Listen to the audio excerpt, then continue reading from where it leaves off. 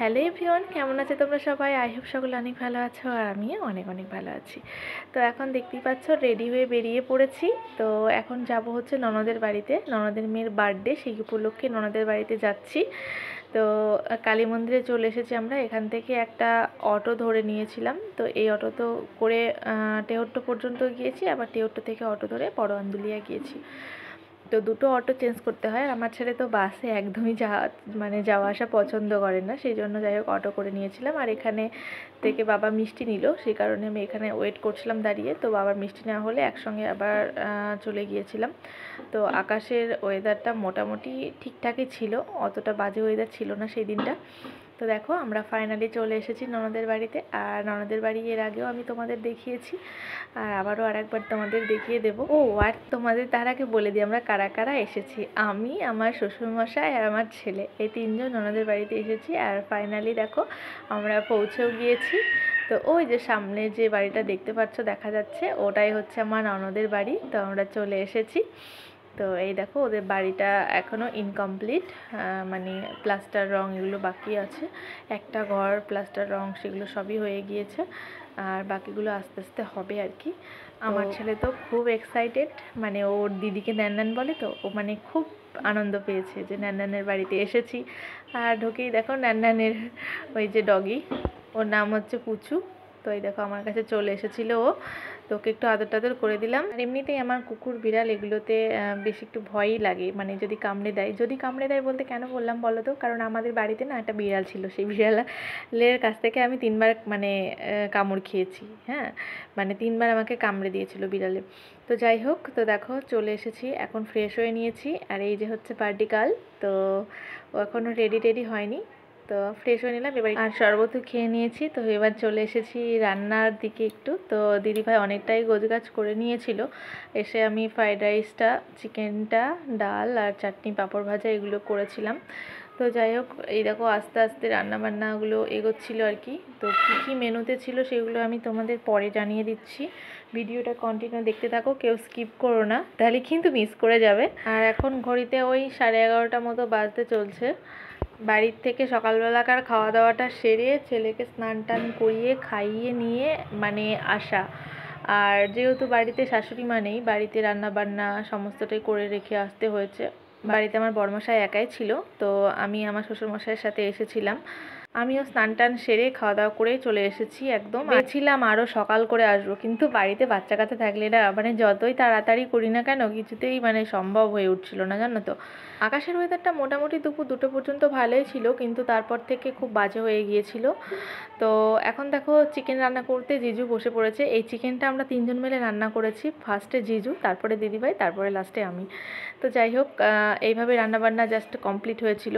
আর এই দেখো ফ্রাইড রাইসটা কেমন হয়েছে, তোমরা তো কেউ টেস্ট করতে পারলে না, তবে দেখেই বলে দিও। এবার তোমাদেরকে বলে দিই মেনুতে কী ছিল। মেনুতে ছিল ফ্রাইড রাইস, চিকেন, সাদা ভাত, তারপরে পটল চিংড়ি, আর হচ্ছে মুগ ডালের মুড়ো ঘন্ট, আর ছিল কাতলা মাছ, আর চাটনি, পায়েস, দই, মিষ্টি, সরি দই ছিল না, আইসক্রিম ছিল। এই ছিল মেনু। আর এদিকটায় দেখো টমেটো দিয়ে তেঁতুল দিয়ে চাটনি হচ্ছিল। আর এদিকটাই হচ্ছে মাংসের কালারটা জাস্ট অসম এসেছিলো খুব। তো ঘড়িতে তখন দুপুর 1:30 মতো বাজে। তো রান্নাবান্না সব কমপ্লিট। আর ওইদিকে ওর বান্ধবীরাও চলে এসেছে, সব গল্প করছে। তো আমার ছেলে ওদেরকে ছড়া বলে বলে শোনাচ্ছিল, আর ওরা দেখো হাততালি দিচ্ছিল। আর ওদের মধ্যে থেকে সবাই বলছে, আমি যখন ভিডিও নিচ্ছি তো বলছে যে আমার সাবস্ক্রাইব করা আছে, আমি ভিডিও দেখি। তো যাই হোক, শুনে ভালো লাগে এগুলো। ওরা বেশ অনেকক্ষণ ধরেই গল্প টল্প করছিল। আর আমার ছেলে তো পুরো একদম জমিয়ে রেখেছিল ওদেরকে, মানে ও দিদিদের পেলে খুব খুশি হয়ে যায় আমার ছেলে, মানে এত ভালোবাসে দিদি কি বলবো, মানে দিদির পেলে আর কিচ্ছু চায় না। বাড়িতে থাকলে ও এই টাইমটা ঘুমোয়, কিন্তু দেখো ও দিদিদের পেয়েছে, বেশ কি সুন্দর ও জমিয়ে দিয়েছে আড্ডাটা একদম। তো যাই হোক, এবার এদিকে খাবারের পর্ব স্টার্ট হয়েছে। তো আমি দেখো ওকে সব সাজিয়ে টাজিয়ে দিলাম আর কি। দিদিভাই ডিনার সেটটা বার করা ছিল না, আর নতুন ঘর করেছে, সেই জন্য আরও জিনিসপত্র এলোমেলো আছে।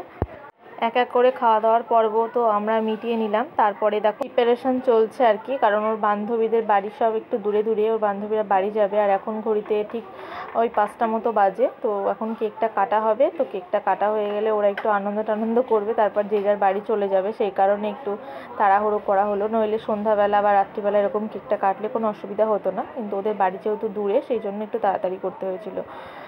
আর এই যে আমাদের ছোট্ট পরিটাকে কেমন লাগছে তোমরা কমেন্ট করে জানিও। ওর যে স্কার্টটা পরেছে সেটা অনলাইন থেকে নিয়েছে, তো ওকে পরেও বেশ খুব সুন্দর মানিয়েছে।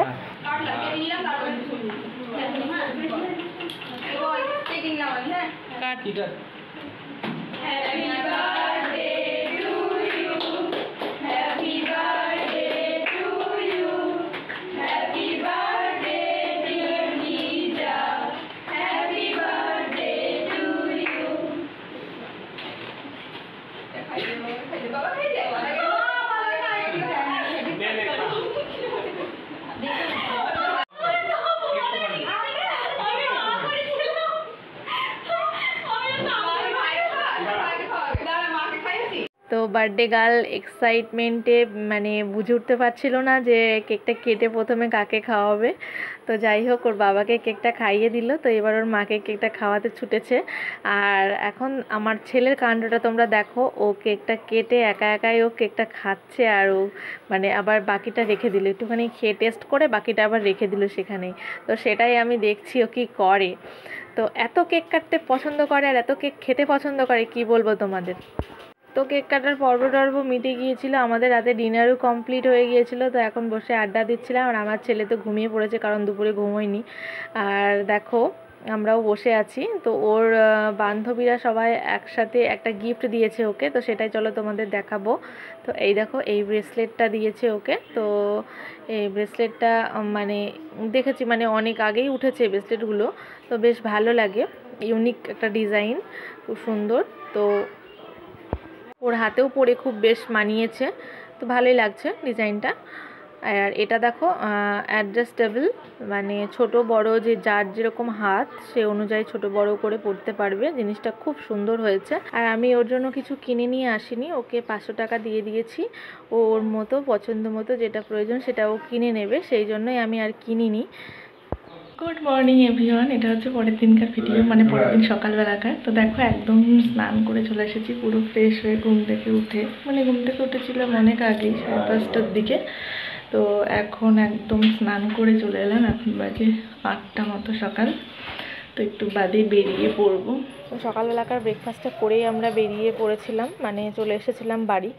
মানে থাকা ইচ্ছা থাকলেও মানে উপায় ছিল না, কারণ বাড়িতে যেহেতু বরমশাই একা ওকে রান্নাবান্না করে খেতে হতো, সেই জন্য চলে এসেছিলাম।